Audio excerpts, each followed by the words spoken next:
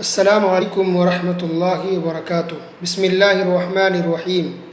الحمد للہ والصلاة والسلام علی رسول اللہ وعلی آلہ واصحابہ اجمعین۔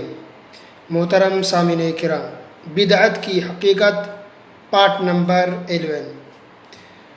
اس ٹاپک پر آپ نے بہت کچھ سنا اور ابھی بھی بہت کچھ جاننا اور سمجھنا باقی ہے۔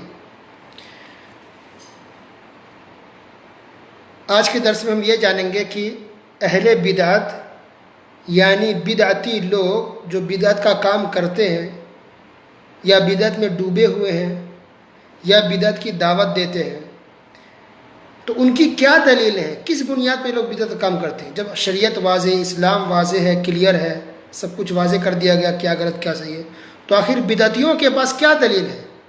بدعت کا کام کرنے والے عام طور پر کیا دلیل دیتے ہیں؟ عام طور پر جنرلی ان کے پاس کیا پروف ہوتا ہے، کیا دلیل ہوتا ہے، وہ بیان کریں گے ہم، اور اس کا جواب بھی مختصر، ٹھیک ہے؟ تو دلیل نمبر 1، بدعتی لوگ عام طور پہ یہ کہتے ہیں کہ ہم لوگ تو بہت پہلے سے ہیں، ہم جو یہ کام کر رہے ہیں یہ بھی بہت پہلے سے ہو رہا ہے، زمانوں سے، صدیوں سے ہوتا چلا آ رہا ہے، صحابہ کرام کے زمانے سے ہو رہا ہے، ان کے بعد کے زمانے سے ہو رہا ہے، کوئی نئی چیز نہیں ہم کر رہے ہیں، یہ وہ بہت کہتے ہیں۔ تو اس کا جواب یہ ہے کہ صحابہ کرام کے زمانے بہت سے لوگ تو شرک بھی کرتے تھے، حتیٰ کہ رسول اللہ صلی اللہ علیہ وسلم کے زمانے میں لوگ شرک کرتے تھے، تو کیا آپ بھی شرک کریں گے؟ صحابہ کرام کے زمانے میں بہت سے لوگ شرک کرتے تھے، کیا آپ بھی شرک کریں گے؟ تو صحیح اور غلط کو ثابت کرنے کے لیے کوئی یہ کہتا ہے کہ بہت زمانے سے ہوتا آ رہا تو ہم بھی کریں گے؟ اللہ کے رسول صلی اللہ علیہ وسلم تو اسی لیے آئے تھے تاکہ شرک کو، بدعت کو، غلط چیزوں کو دنیا سے ختم کیا جائے، مٹایا جائے، اور جو صحیح اور سیدھا راستہ ہے لوگ اس پر عمل کریں، یہی بات تو سمجھانے کے لیے آئے تھے۔ دوسری دلیل کیا دیتے ہیں کہ یہ جو ہم بدعت کا کام کر رہے ہیں اس کا نام لے کر کے تو شریعت میں کہیں نہیں کہا گیا ہے۔ پیارے نبی صلی اللہ علیہ وسلم یہ تو نہیں کہا کہ تم مثلا میلاد النبی مت مناؤ، میلاد النبی مت کرو، ایسا کہیں دکھاؤ۔ وہ لوگ کہتے ہیں دکھاؤ کہاں لکھا ہے کہ میلاد النبی نہیں کرنا چاہیے، ایسا حدیث کے اندر؟ قرآن خوانی کرنا صحیح نہیں ہے، کس حدیث میں لکھا دکھاؤ۔ 11ویں شریف نہیں منانی چاہیے، یہ کہاں لکھا دکھاؤ نام لے کر کے۔ یا مثلا قبروں پر چادر چڑھاتے تھے، یہ لفظ کہاں لکھا ہوا ہے کہ قبروں پر چادر نہیں چڑھانا چاہیے؟ اس طرح سے مثلا ایک مثال دے رہا ہوں میں، تو اس طرح کی وہ لوگ بات کرتے ہیں کہ کہاں لکھا یہ چیز دکھاؤ۔ تو اس کا جواب یہ ہے کہ اللہ کے رسول صلی اللہ علیہ وسلم نے صاف طور پہ فرما دیا ہے من عمل عملا لیس علیہ امرنا فہو رد۔ ہر بدعت کے خلاف یہ حدیث موجود ہے، سب کی دلیل، سب کا جواب اس حدیث کے اندر ہے، من عمل عملا لیس علیہ امرنا فہو رد۔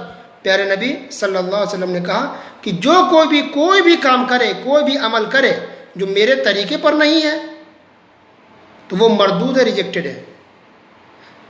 من احدث فی امرنا ھذا ما لیس منہ فہو رد، کہ جو کوئی بھی ہماری شریعت میں، ہمارے دین میں کوئی نئی چیز پیش کرے گا، کوئی نئی چیز ایجاد کرے گا تو وہ بھی ریجیکٹڈ ہے، مردود ہے۔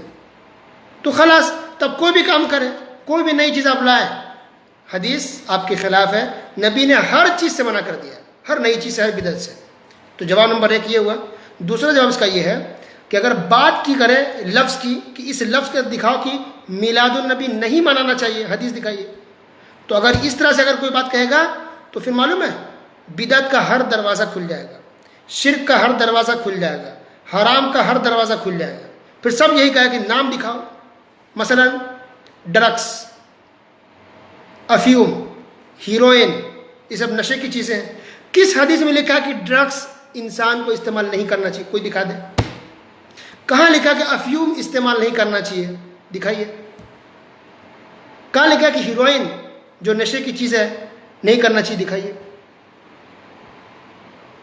تو کیا جواب دیں گے آپ؟ تو پھر سب ڈرگس کرنا شروع کر دے، پھر سب نشہ کرے۔ تو سب کا جو ایک حدیث کے اندر موجود ہے، اللہ کے رسول صلی اللہ علیہ وسلم نے یہ کہہ دیا کہ ہر وہ چیز جس کے اندر نشہ ہو وہ حرام ہے، ہر وہ چیز جس کے اندر نشہ ہو وہ حرام ہے، یعنی نشہ آور چیز حرام ہے۔ بس اب اس میں ساری چیز آگے ڈرگس ہو، کوئی بھی چیز ہو، نئی نئی چیزیں لوگ ایجاد کریں گے نشہ کے نام پر، سب غلط.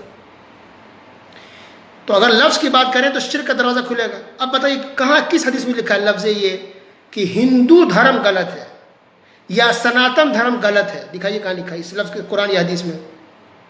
یا بودھ دھرم غلط ہے، دکھائیے. یہ بودھ کا نام بدھسٹ جو لوگ ہیں وہ غلط ہے، یہ نام دکھائیے قرآن حدیث میں.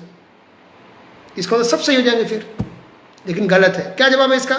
اس کا جواب یہی ہے کہ قرآن کے اندر اللہ نے صاف کہا دیا من یبتغی غیر الاسلام دینا فلن یقبل منہ، کہ اسلام کے علاوہ جو بھی کوئی دھرم استعمال کرے گا یا چلے گا، اس کو عمل کرے گا یا مانے گا تو وہ مردود ہے، اللہ تعالیٰ قبول نہیں کرے گا. کوئی بھی ومن یبتغی غیر الاسلام، اسلام کے علاوہ کوئی بھی دھرم انسان قبول کرے تو اللہ قبول نہیں کرے گا، صرف اسلام دھرم قبول ہے. تو بس اس میں سارے دھرم آ گئے، جو بھی اسلام کے علاوہ ہوگا سب غلط. تو اللہ نے ایک رول دیا نا، قاعدہ دے دیا، رول دے دیا. کیا رول دیا؟ کہ اسلام کے علاوہ جتنے بھی دھرم سب غلط. ٹھیک ہے، اس کے تو ہندو دھرم اور جتنے بھی دھرم کرسچن ہے یا یہودی سب غلط ہے، کیونکہ اللہ نے کہا اسلامی صحیح دھرم ہے بس. ٹھیک ہے. تو اسی طرح اللہ کے رسول نے کہا من عمل عملا لیس علیہ امرنا فہو رد، ایک قاعدہ دے دیا، ایک رول دے دیا کہ کوئی بھی انسان کوئی ایسا عمل کرے جس کو نبی نے نہیں کیا، صحابہ نے نہیں کیا، نیا کوئی لا رہا مارکیٹ میں، وہ غلط. ایک قاعدہ ہے، اس پر ساری بدعتوں کو فٹ کرتے چلے جائیں.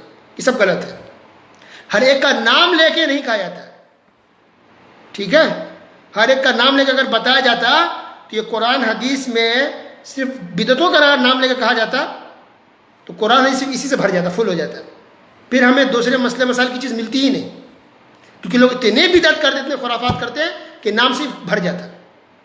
تو ابھی قرآن ہے، کتنی آسانی سے لوگ پڑھ لیتے ہیں، عمل کر لیتے ہیں، الحمدللہ ہر ایک مسئلے کا جواب موجود ہے.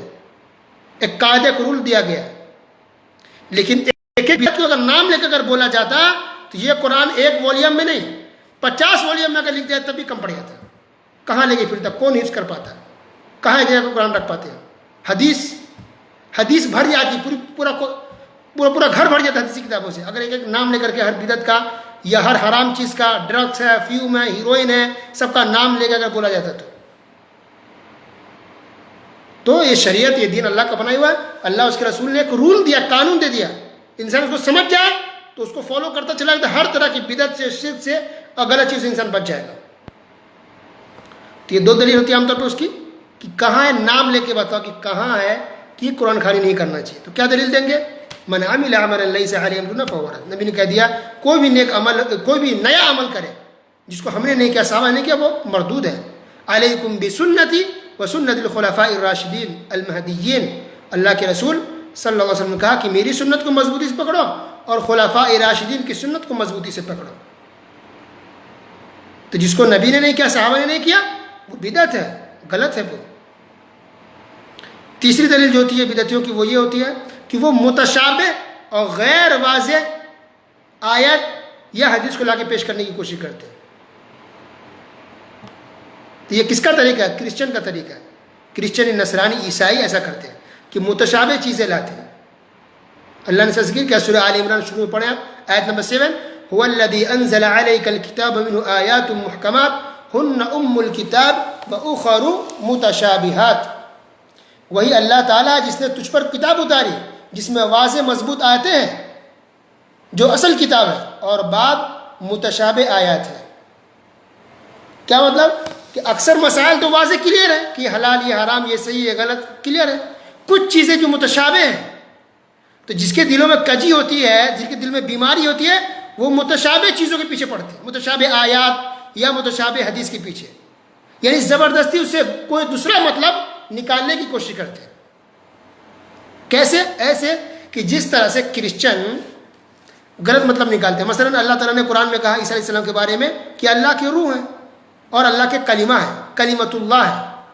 عیسیٰ علیہ السلام کو اللہ نے کہا کہ یہ اللہ کا کلمہ ہے. تو اللہ کا کلمہ کیا مطلب؟ تو اب اسی سے کرسچن نے نکالا کہ اللہ کا کلمہ، اللہ کا روح مطلب نعوذ باللہ اللہ کا بیٹا، استغفر اللہ. وہ لوگ کہتے ہیں کرسچن. تو اس طرح سے وہ گمراہ ہو گئے.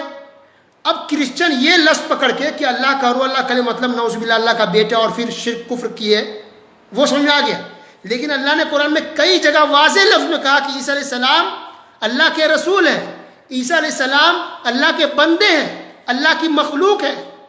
تو اللہ کی مخلوق ہے، اللہ کے بندے ہیں، اللہ کے رسول ہیں. یہ واضح آیات، یہ واضح باتیں کرسچن لینے کو تیار نہیں ہے، لیکن ایسی بات جو متشابہ چیز ہے اس کو لے کر کے غلط عقیدہ بنا کے بیٹھے ہوئے اور گمراہ ہو گئے اس طرح. تو ٹھیک بدعتی بھی ایسے ہی کرتے ہیں کہ جو واضح آیات حدیث کو نہیں لیتے، جو متشابہ چیزیں اس کو پکڑ کے نئی نئی بدعتیں لاتے ہیں اور اس کے لیے حجت کرتے ہیں اور کہتے ہیں کہ ہم صحیح کر رہے ہیں. نعوذ باللہ، استغفر اللہ. چوتھی دلیل جو عام طور پہ دیتے ہیں وہ یہ کہ یہ تو ہمارے باپ دادا کرتے چلے آ رہے ہیں، ہمارے پورے رشتہ داروں میں ایسا ہو رہا ہے، پورے محلے پورے گاؤں میں ایسا آ رہا ہے، ایسا ہوتا آ رہا ہے. کیا سب کے پاگل ہے؟ کیا سب کے سب ہمارے دادا بیوقوف تھے؟ تو اس کا جواب یہ ہے کہ کیا کسی کا، خود ہمارا ماں باپ یا کسی کے بھی ماں باپ، کیا وہ دلیل ہمارے لیے حجت ہے؟ کیا ہمارے رشتہ دار، ہمارے گاؤں والے، ہمارے علاقے کے لوگ دلیل ہے؟ نہیں ہے. ہر مسلمان زیادہ کی دلیل ہمارے لیے کیا ہے؟ قرآن اور حدیث ہے. اللہ کی کتاب قرآن اور نبی صلی اللہ علیہ وسلم کی حدیث ہے. تو قرآن حدیث ہمارے لیے حجت دلیل ہے. کسی کا بھی باپ دادا رشتہ دار گاؤں والے دلیل اور حجت نہیں ہے. تو یہ کہنا کہ ہمارے باپ دادا کرتے چلے آ رہے ہیں یہ اپنے آپ میں جہالت والی بات ہے، یہ دلیل کبھی نہیں بن سکتی. اور پانچویں دلیل جو عام طور پہ وہ دیتے ہیں بدعتی لوگ وہ یہ کہ فلاں حضرت نے ایسا کیا، فلاں بزرگ نے عمل کیا، انہوں نے اپنی کتابوں میں ایسا لکھا، فلاں کی کتاب میں یہ لکھا ہوا، فلاں عالم نے یہ کام کیا ہے. تو اب بتائیے اگر کوئی عالم کوئی کام کر لے تو کیا وہ دلیل ہو جائے گی ہمارے لیے؟ نہیں. کوئی بزرگ کوئی عمل کرے کیا وہ دلیل ہے؟ نہیں ہے. کسی کتاب میں یہ بات لکھی ہوئی ہے کیا وہ دلیل ہے؟ نہیں ہے. کتابیں تو لاکھوں کی تعداد میں لوگوں نے لکھا ہے. کتابیں میں لوگ تو کیا کیا لکھتے رہتے، شرک بدعت خرافات کی باتیں لوگ لکھتے رہتے. تو کیا کسی کی کتاب ہماری دلیل ہے؟ نہیں. کون سی کتاب دلیل ہے ہمارے لیے؟ قرآن دلیل ہے. اور حدیث کی کتاب ہمارے لیے دلیل ہے. جو نبی کی حدیث ہے، حدیث جو صحیح حدیث ہے وہ ہمارے لیے دلیل ہے. قرآن حدیث کے علاوہ جو باقی کتابیں لکھی جاتی ہیں وہ دلیل اور حجت نہیں ہے. آپ بھی چاہتے کچھ لکھ سکتے ہیں. بہت سے رائٹر جس کو لکھنا آتا ہے، عربی جانتے ہیں، تو کیا اگر وہ لکھ دیں گے تو صحیح ہو جائے گا؟ تو کسی نے کسی کتاب میں کچھ لکھ دیا، جسے مشہور ہے پنج سورہ، ایک کتاب کا نام مشہور ہے. تو پنج سورہ کی کتاب چھوٹی سی کتاب ہے، شروع میں قرآن کی آیت لکھی ہوئی الحمدللہ، صحیح حدیث بھی کچھ لکھی ہوئی ہے الحمدللہ، آخر میں جا کے انہوں نے بس وہی اپنا دکھایا کہ غلط چیزیں بنا کر اپنا پروڈکٹ اور شرکیہ اور بدعت کے الفاظ انہوں نے جوڑ دیے ہیں. تو اسی لیے پنج سورہ جو کتاب مشہور ہے وہ نہیں پڑھنی چاہیے، کیونکہ اس میں شرکیہ الفاظ اور ورڈز اس کے اندر استعمال کیے، جملے جو سینٹینس ہے وہ شرکیہ ہے، وہ دلیل ہے، وہ کتاب نہیں ہے. تو اس طرح کتاب آپ کو لکھنا چاہے تو آپ بھی بہت ساری کتابیں لکھ سکتے ہیں. ہر کوئی چاہے تو جو پڑھا لکھا انسان لکھ سکتا ہے. تو اسلام پھر چونچوں کا مربع بن کے رہ جائے گا. ہر انسان کی اپنی پسند ہے، اپنی سوچ ہے، اپنی فکر ہے، اپنی معلومات ہے. تو اسی لیے اللہ تعالیٰ نے کسی کی کتاب کو، کسی انسان کی کتاب کو اللہ اس کے رسول نے حجت اور دلیل اور پروف قرار نہیں دیا ہے، بلکہ دلیل پروف کیا ہے؟ قرآن اور حدیث ہے. بس کسی نے کیا کیا، کسی بزرگ نے کیا کیا، کسی عالم نے کیا کیا، کسی حضرت نے کیا کیا، ان کا عمل ان کے ساتھ ہے، اللہ ان سے سمجھے گا. ہم ان کو گالی نہیں دیں گے، ہم ان کو برا والا نہیں کہ وہ سمجھے، پر ہم چلیں گے سیدھے راستے پر. قرآن حدیث کے حساب سے کسی کے کیے ہوئے بدعت کو ہم فالو نہیں کر سکتے. ٹھیک ہے. تو یہ چند باتیں تھیں جو عام طور پہ بدعتوں کی طرف سے یہ دلیلیں دی جاتی ہیں، تو اس کو بتایا گیا اور اس کا کیا جواب ہے مختصراً آپ کے سامنے پیش کیا گیا ہے تاکہ ساری باتیں ہم کو سمجھ میں آ جائیں. آج کے لیے بس اتنا ہی، باقی باتیں انشاءاللہ کل کے درس میں سنیں گے. وصلی اللہ علی نبینا محمد وعلی آلہ وصحبہ اجمعین. والسلام علیکم ورحمۃ اللہ وبرکاتہ.